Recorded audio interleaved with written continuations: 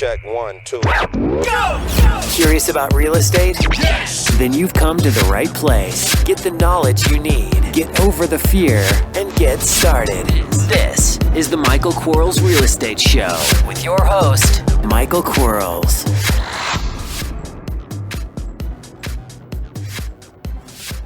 Hello, everybody. Michael Quarles with podcast number 172. Now, for those of you that are listening today, go out and finish your Christmas shopping. My goodness, I went out there yesterday to do one of my 12 days before Christmas, and it is crazy. I got stuck in line getting into the parking lot. How do you get stuck in line getting into the parking lot? It is absolutely insane. I think next year I'm going to do the 24 days before Christmas and do 12 of those days all online. Have good old Amazon, UPS take care of my Christmas delivery for me. I was thinking yesterday, this is absolutely insane. And why do people take their kids with them when they go Christmas shop? I mean, if you have a child and it's like it needs to be in the, itty bitty seat because it's a baby, I get that. But if you got 17 kids, please don't take them Christmas shopping with you. It really is inconvenient for everybody else. And, my other pet peeve, since I'm on my pet peeves of the day, is if you are at a store, and especially one of those stores with those huge shopping carts, and you know the stores we're talking about, and you're Christmas shopping and your cart's full of stuff, and it's about the size of a barn, and one of your good friends is also in the store with their big old cart size of a barn, and you guys see each other, please do not stop in the aisle and clog the aisle and have a conversation about your Christmas shopping. Pull off to the side conveniently for everybody else so we can pass you in the aisles of the Christmas store so we can do our shopping without having to say, excuse me. And it's just one of those, it is absolutely one of those things. The other last pet peeve. If you are in a group of people that have multiple cars and all of you exit the store at the same time, do not huddle behind one of the cars chatting about where you're going to go next. All of you need to get in your cars, fire them up, move out of the parking spot for somebody else to use the parking spot. You can call each other on your cell phones and say, hey, let's go over there to this new store and hang out there. But man, it's like, really? Because what happens is when you're huddling behind this car that you're ready to get into and you start talking to a friend of yours, people stop and wait for you to back out. By them stopping and waiting for you to back out, people follow them and now have to wait. And now they're clogged and the traffic is clogged because you guys decide to have this conversation about whatever it is when everybody else is trying to get that parking stall and go Christmas shopping. If you're done, go home. Anyway, I've said enough. Let's roll with this podcast. Question number 1, how do you choose a wholetail deal? Do you need a title company to close subject to and then sell it to a cash buyer? Absolutely not. A wholetail deal, let's a really quick explanation of a wholetail deal. Really quick. You find a house. You buy it. You're buying it in the as-is condition. You're not rehabbing it. You're just buying it. You're buying it at a discount at the as-is value. You're putting it on the market and you're selling it. Now you can buy it subject to, you can buy it seller finance, you can buy it all cash. You can buy it all kinds of different methods. But you're buying it. So this is not a wholesale deal where you're only going to extract a percentage or a small percentage of the profit. You're going to make all of the profit because your end buyer is an investor who's going to take that property, do whatever they think they need to do to it, whether that is fix it and keep it as a passive income rental or flip it as a contractor and sell it to somebody else who's going to keep it as a passive income rental. From your perspective, you're buying it, you're going to make all of the profit. Now, Michael, why would someone do that? What investor would be crazy enough to give full price on an as-is value property? Well, 75% of them. Most investors aren't listening to this podcast. I hate saying it because my ego used to be really huge. I thought all investors listen to my podcast, but they don't. Here's what they do. They listen to propaganda that says go out and find a real estate professional to show you a house that's listed in the multiple listing service and pay 100% or 105% of the asking price. They're not trying to find it and buy it from somebody at a discount. They believe in their soul and their heart that they have to pay full value, if not more than full value. They're not like us. And that's okay. 75% of them, and run your numbers for your city, you're going to find 25% buy directly from a seller or by discounted property. The other 75% use a real estate professional at 105%. So that's it. You do need a title company. Always get title insurance. If you guys listen to podcast 171, I think that deal went south because there wasn't title insurance, or had a possibility of going south because it wasn't title insurance on that one. So let's roll with question number 2. When pulling info from ListSource, why should I get a list of people with 30% equity when I need them to have more like 45 because of repairs and fees? Oh my goodness, this is like a huge question. And all I really have to say to this question is, really, people,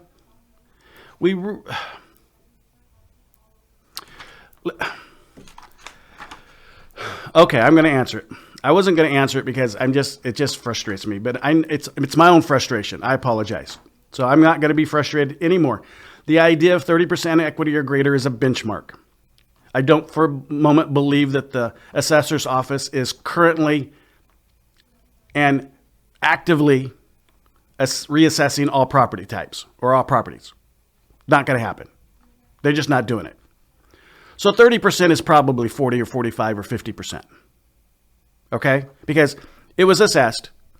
It has the assessor placed a value. The algorithms at ListSource looked at that assessed value and did their little magic on their algorithms. Of course, they're not telling us their algorithms, but my experience is 30 is not 30. Okay? So don't get caught up in the whys sometimes. Just do it. Okay? Why, Mike? Well, by the time you get the answer, somebody else has bought the house you should have. Okay? So don't get caught up in the whys. Do the other stuff. Go out there and take action. All right? But that's why it's algorithm, and the equity or the assessed value is not in touch or in tune with actuality. Thanks for listening to Buy, Sell, Fix, Flip. We'll be right back. Are you running out of leads? It's time you tried Yellow Letters at yellowletters.com. Get motivated seller leads through yellow letters, postcards, zip letters, typed professional letters, greeting cards, door hangers, and business cards. Yellow Letters is a full-service marketing company created with your success in mind. Get the personal attention you need to get your direct mail campaign started, and get in touch at yellowletters.com. And we are back in 3, 2, 1. So question number 3, let's roll with this. How do I approach people with 30% equity? I can't wholesale their deal, right? Okay. If you can't, you can't. If here's a statement I live by. If I don't think I can do something, I'm absolutely positively correct. I'm absolutely correct. I can't do it. Now, if I think I can, I absolutely am correct. Right? Well, within reason. Like I'm not gonna believe I can give birth. All right. I know I can't do that, but I wouldn't even have that thought process. But if I had a thought process of buying 1,000 houses next year, I know I can. I'm going to. It's a matter of fact for me. It may not be a matter of fact for other people, but to me, it's a matter of fact. So, and I can. So if you can't wholesale a deal that has 30% equity, you can't. If you can, you can't.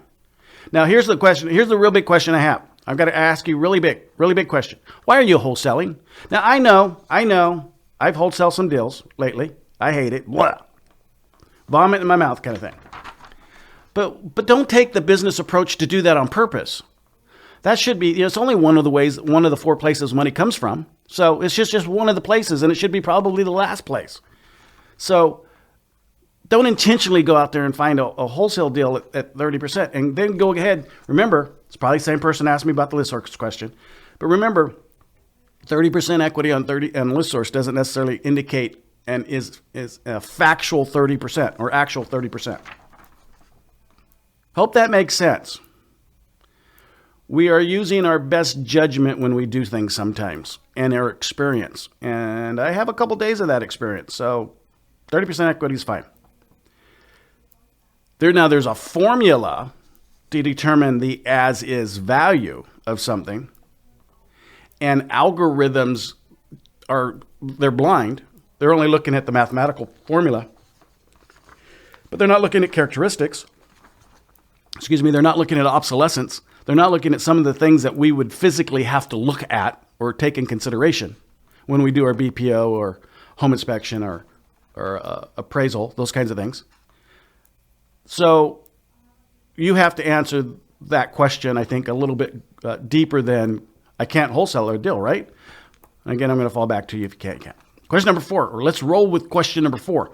What advice or documentation do you have for a private loan agreement? That's a great question. Keep in mind that anything legal that you want to have prepared, have your attorney prepare it, or in most cases, what I will do is I will have my closing company prepare it. So I have all kinds of documentation. However, the easiest thing for me to do is to pick up the telephone, call my closing company, either escrow or an attorney. So in some states, it's going to be closing attorney. Some states, it's going to be escrow company. And I am going to say, I'm getting a private loan from XYZ. Can you go ahead and prepare a note and a deed of trust? And they're going to do that for me. That's just part of what they do. All right. Now, if it's a really complicated note, I'm absolutely going to send it over to my $425 an hour attorney. And he's going to spend 2 or 3, 4, 5 hours on it. $2,000 later, he's going to say, yeah, it looks great, Mike. I'm going to say, thank you very much for protecting my interest. Here's your $2,000, and I'm going to be fine. It costs money to make money, so that's not a big deal. But you can't just like Google notes and documentations and expect that those to work for you all the time. They may work for you.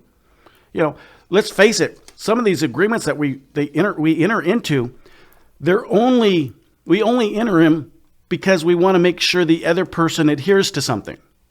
But on most occasions, we don't even need the agreement. If someone makes a commitment with me, or I make a commitment with someone, I don't really need an agreement with them. Yeah, it's just there's a saying that and I like using it. There's nothing learned from the second kick of the mule. It's, to put it differently for other people that may have heard this one, is whatever it is, first time, shame on you. If you do it to me the second time, shame on me. Kind of, I didn't learn the first time. So, if we're doing business with someone, or if we have something and we think we need an agreement, well, then we got to look at who we're doing that with. But secondly, if they screw us, well, I'm not preaching any violence, so don't do that. But get back with them by not allowing them to screw you the second time. Unless you just like that kind of stuff.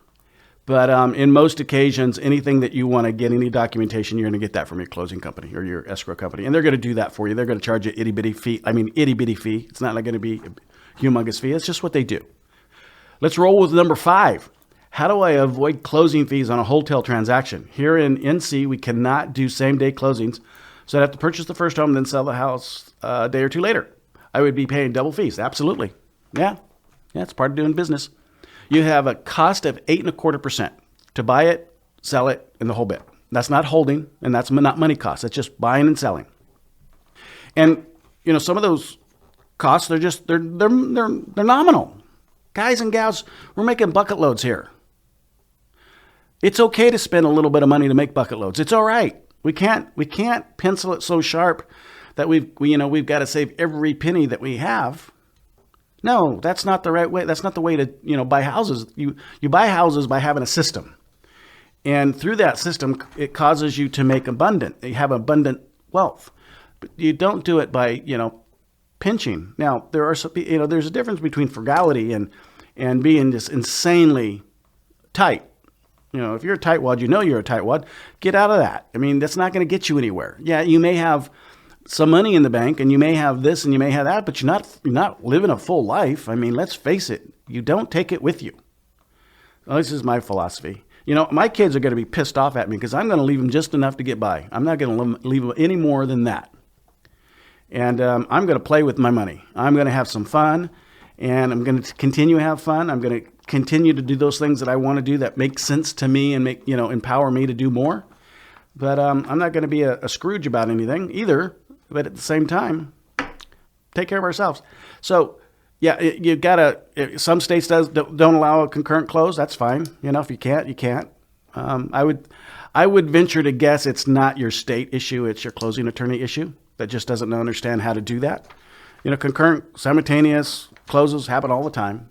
And yes, you're going to have double costs, but they are what they are. I enjoyed rolling with this podcast. I hope you guys did too. Now, because it's so close to the New Year's, I talked about this before in another podcast. Let's start setting our goals and what we want to achieve for 2016. Look in the mirror really close. Get one of those mirrors that, like my wife has this makeup mirror. And when I look in it, I see things I don't want to see. But sometimes that's what we have to do, is we have to see those things in ourselves that we don't want to see so we can change those things about ourselves. And that perspective is pretty important. And so look in that magnifying mirror and see what you want to change, what you want to get rid of. Whatever blemish you may have, get rid of that thing. Cover it up, get rid of it, extract it, and set something positive for 2016. And one of the things I know I'm going to be doing in 2016 for my coaching students, and I haven't been a really good cheerleader because I'm not a cheerleader type. I look really, really. Well, let's just say I don't look cute in a cheerleader outfit with little pom-poms. But I'm gonna be, that person for my coaching students, because I think a lot of times, and correct me if I'm wrong, I think a lot of times people need that. More than just, hey, you're doing a great job. I'm going to be more of that support from an emotion perspective. And I hope that shows to them. Because I really like you guys, you guys and gals that I get to help and talk to on a weekly basis. I really do it. I hope it sounds like that. I hope it sounds like I'm giving you a lot of energy. Sometimes I know I am not giving you a lot of energy because I got too many things to do that day and I'm distracted. Sometimes it's personal, sometimes it's business, sometimes it's something different. But in most part, I really appreciate you guys. And in 2016, the commitment I've made to myself is to make a commitment to you emotionally. And you'll find out what that means as we have more conversation one-on-one, because that's what my coaching program is all about, is that one-on-one stuff. And another thing is, don't forget about the platinum card over at Yellow Letters. I can tell you that it only costs right now $147, and you get 15% off on all your orders in 2016. And I can also promise you that it will cost more than $147 before too long. I'm crazy to sell that discount card for $147 because I know that on average that most people spend thousands of dollars, not a single $1,000, and it's a little cannibalistic. But if you at all want that advantage at that $147, go and get that, because it's not going to stay there long. What else can I talk about? Oh, I'm so excited. Things are happening in my social arena in 2016. Gosh, I feel like I'm announcing my goals for 2016 to you guys. You guys have probably hung up on me and turned off the iTunes or podcast by now, and I apologize if that's the case. And for those of you that are still listening, boy, I think it's important to me anyway. But I'm going to create a social awareness that's just pretty amazing. It's something I haven't done before. Of course, I'm on G+ and LinkedIn and Twitter and Facebook, but I'm going to, more than that, I'm going to get on the road. I'm going to start talking in places and having events for you guys to come and say hello to me. And I think it's going to be absolutely awesome in 2016. I want to give as much as I can give before God takes me away. And because I know it's coming. It is coming. So I might as well share what I can share, because if I can give someone an ounce of wisdom that they can take and flourish and create a better life with, then I have done my job. And I appreciate you guys. You guys have a wonderful Christmas. I probably will not talk to you before Christmas. And I hopefully that when you wrap or unwrap the gift that you receive from those that love you, you honor and respect that gift and love them back. So until then, talk to you guys soon. Bye-bye. Thanks for listening to the Michael Quarles Real Estate Show. Get more info and stay in touch at michaelquarles.com.